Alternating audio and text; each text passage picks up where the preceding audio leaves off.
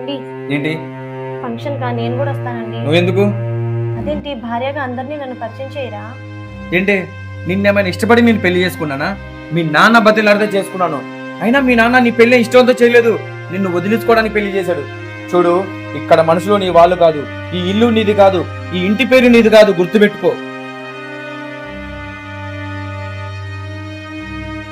ఏవండి ఏంటి? నాకు మా నాన్నతో మాట్లాడాలని ఉందండి. అయితే వెళ్ళి మాట్లాడుకో. ఆయన నాతో ప్రేమగా మాట్లాడింది లేదండి. అయితే నన్నేం చేయమంటవే?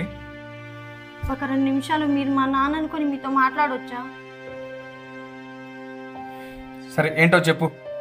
నాన్న, 20 సంవత్సరాలు నన్ను పెంచుంటావు, ఈ ఇల్లు నీది కాదన్నావు, ఈ ఇంటి పేరు నీది కాదన్నావు, ఇక్కడ మనుషులు నీ వాళ్ళు కాదన్నావు, ఎవరో ముక్కు మొహం తెలియనోడికి ఇచ్చి పెళ్లి చేసావు, ఆ ఇల్లే నీ ఇల్లు అన్నావు, అక్కడ మనుషులే నీ మనుషులు అన్నావు, ఆ ఇంటి పేరే నా ఇంటి పేరు అన్నావు కదా నాన్న. కానీ అక్కడ నన్ను ఎవ్వరు మనిషిలా కూడా చూడట్లేదు నాన్న. నాన్న, అసలు నేను ఎవరిని